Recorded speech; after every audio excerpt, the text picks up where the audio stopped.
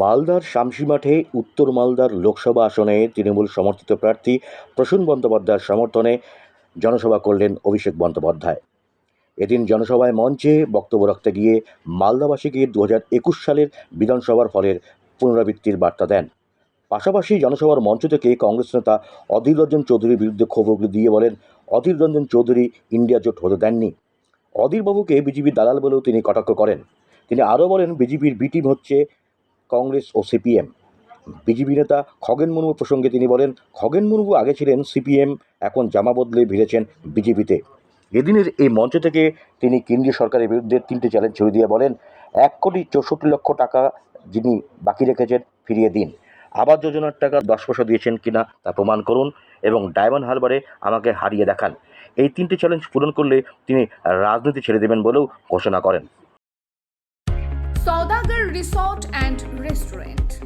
Let's go Lataguri, the heart of Gorumara National Park, luxurious resort with multi-cuisine restaurant. For more details, visit our website www.saudagarresort.com. সাংসদকে সুযোগ দিয়েছেন, পরবর্তীকালে CPM থেকে যাওয়া খগেন মুর্মুকেও 5 বছর সুযোগ দিয়েছে।